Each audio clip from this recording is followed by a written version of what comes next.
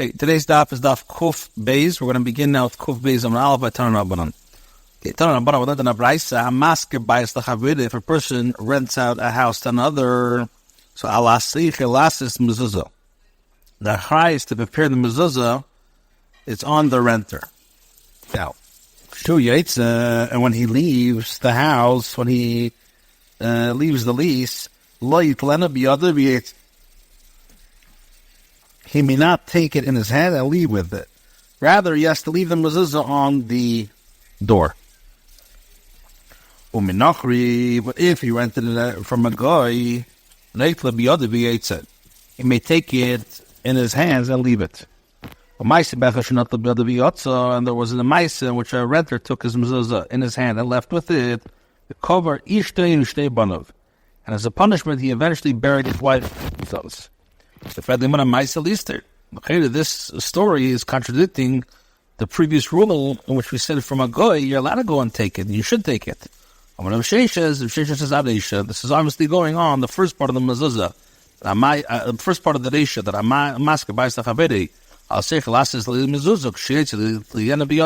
that story of the cover Yishtei is going in that maisa.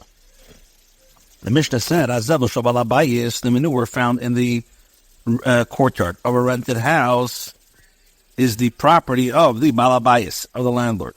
And the renter has the rights only to the ashes that come out of the oven and the stove, which can also be used as fertilizer. So, and what are we dealing with? If we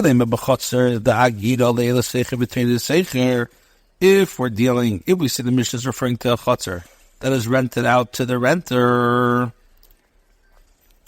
or where the manure was produced by the oxen of the renter, so why does it belong to the balabais? It's the property of the renter.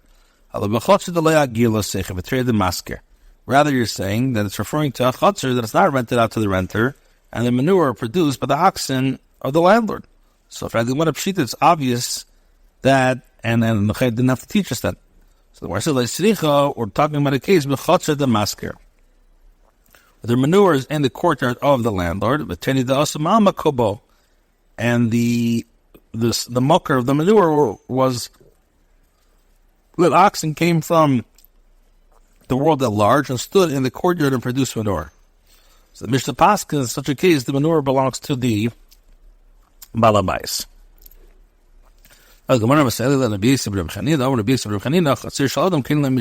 This is a proof what he says. The chotzer affects acquisition for him of an item placed in it, even without his knowledge. If a person says, any lost item that comes into my courtyard today, my courtyard should affect acquisition of them for me. So Allah is he need not say anything and does not acquire those objects. If he's taka right that why has he not said anything? After the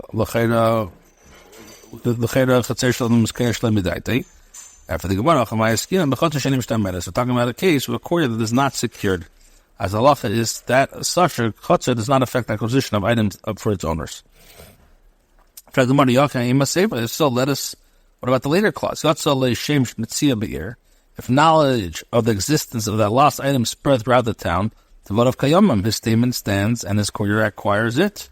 And if the price is referring to a case that is not secured, even where knowledge of the existence of the lost item is spread throughout the town, might have what of it, since a chotzer is unable to effect acquisition for his owner of item placed in it.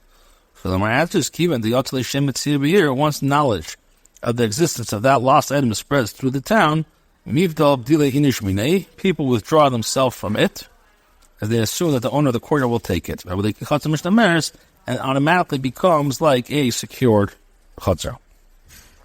Maybe the answer Shaila.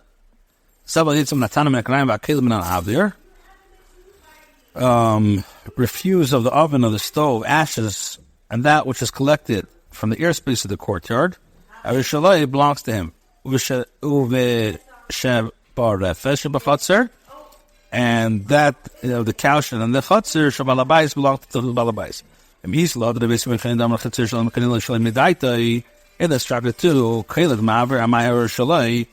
so why is the renters, so even without the knowledge, then with regards to refuse collect from the airspace of the courtyard, why is it the renter's properties? It was first in the airspace of the landlord's courtyard and should be acquired them immediately. Rabbi said, the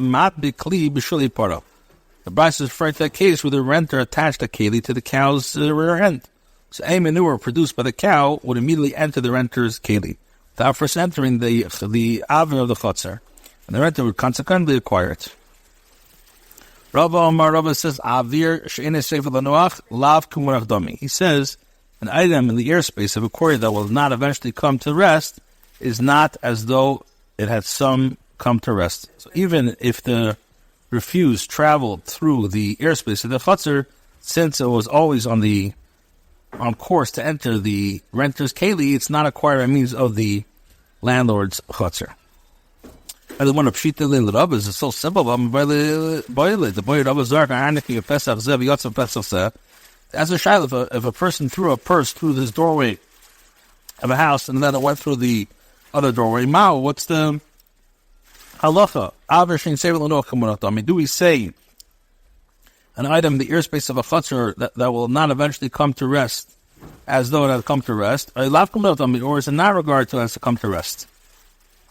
Mar explains that Rava's Shaila considered a different case. There, in the case of the purse, the arniki, nothing at all interposes between the purse and the floor of the house. Therefore, Rava was unsure about the halacha. Halcha mifsakli, here, where the renter's keli interposes, it was obvious to Rava that the renter's vessel affects acquisition of the item. When one analyzes the latter clause of the above brisa, and that in the cowshed and the chotzer is the property of the landlord. So the one asks, Starti, can these two statements coincide by stating that the refuse of the cowshed belongs to the landlord? It's mashma that the refuse of the courtyard belongs to the renter. How then can the rights continue to paskin that even the refuse of the courtyard belongs to the balabais? Or a bayabais is what are we talking about here? We're talking about the cowshed that is located in the courtyard. Harilush balabais. Harilush balabais belongs to the balabais. A person who rents out a courtyard without specification of what is included in the rental agreement, has not rented out the cowshed that was located in it. So the Gemara asks a Meisvei, they asked the Shaila to Rabbi Yossi's psak from another brisa. The halacha is a mitzvah to dispatch of a mother bird if one wishes to take the eggs. Mitzvah shiluach hakan. Now, the mitzvah applies only if the bird and eggs are hefker. Yeni shevel v'yena aliyah chayavis b'shiluach. Those of a dovecote and those of an attic are subject to the obligation of dispatching. While the bird is they are ownerless. So asuras b'gozim nizak shalom. Nevertheless, they are subject to the isser of robbery due to rabbinic ordinance to maintain the ways of peace. We should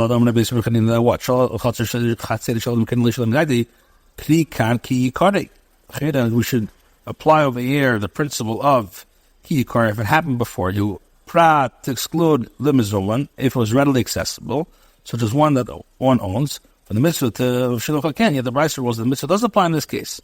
So Rava says, from the time of the emergence of the majority of an egg from a mother's bird body, that one becomes subject to the obligation of dispatching her from upon her egg. And the owner of a courtyard does not acquire the egg until it fully emerges and falls in the courtyard. And when the brisa says that one is subject to the obligation of dispatching the mother bird, is mikami the tibla chatzedei at a time before the egg falls into his chutzner. If so, that the brisa is referring to a case where the egg has not fully emerged, so why does the brisa rule that they are forbidden midrabanan for others to take due to the issur of robbery? The psak is referring to their mother, the mother bird. Anybody say, I can tell you, rather it's actually going on the eggs. The reason the Chachamim instituted taking them is gezel it's because once the majority of the egg emerges, the dovecote or addict's owner's mind is upon the eggs to acquire them. Well, technically, you will not acquire them until they are fully emerged.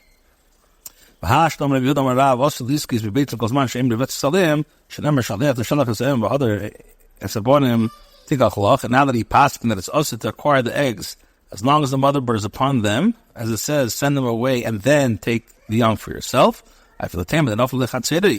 Even if you say that the eggs fully emerged and fell in the courtyard, he will not acquire them. Because in any case in which the courtyard owner is able to acquire an item by himself, his courtyard can affect acquisition of it for him. But in any case in which he's unable to acquire an item by himself, his chotzer cannot affect acquisition for him either.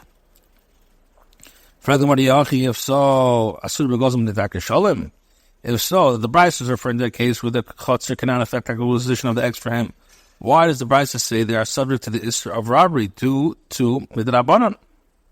Ways of peace. Either shalcha, if one dispatched the mother bird in which case the chotzer would automatically affect kinyan of the eggs, then gozul ma'alihu, it's mamish full-fledged robbery. If one did not dispatch the mother bird, doesn't he need to dispatch her before it's permitted to take the eggs? Either way, one will have min-over midraisa. So why does it say it's only midrabanan? So the Gemara says, we're talking about a katan who's not subject to the mitzvah of dispatching the mother bird.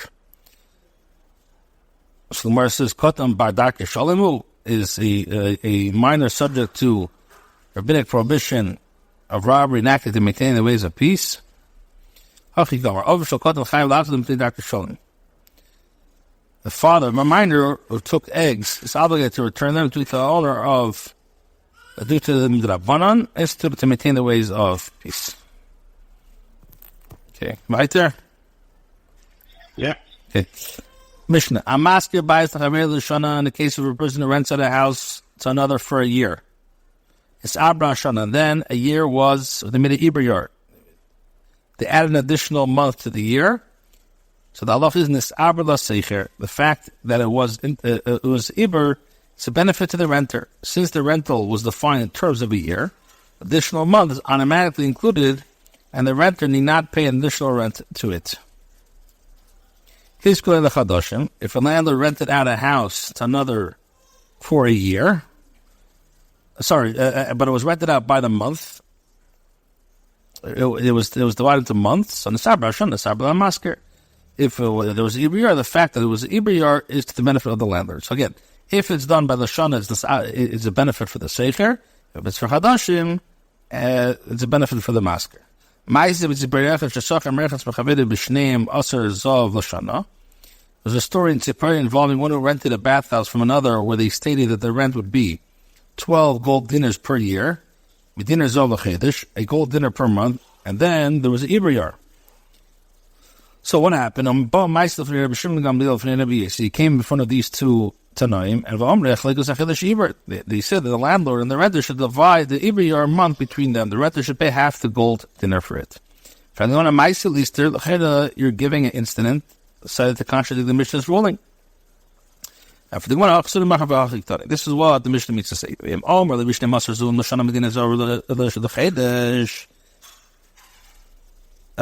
If the landlord said to the renter that the rent would be 12 gold dinars per year, a gold dinner per month, and then there was Ibriyar, the halach should be divided.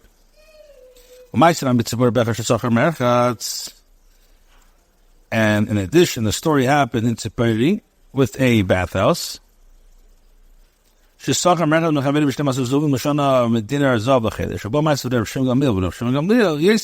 They said you should divide the Iber both between them. So Rav says, if I would have been there as a dayan, I would have given the entire month to the landlord, and possibly the renter must pay for it. Rav understood that the statement defining the rent should be understood based on the final expression used, a gold dinner per month. Where it says, what are you teaching me that we always attend to the last statement? Starting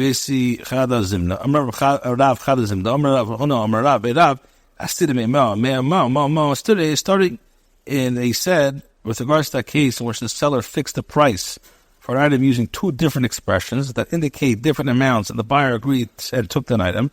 They say in the base medrash of Rav that the seller said it asked it 100 coins, which is katral prutus, then the buyer must pay him 100 coins, despite the fact that a coin is worth 96 prutas, and if the seller said 100 coins, the buyer must pay him an astra.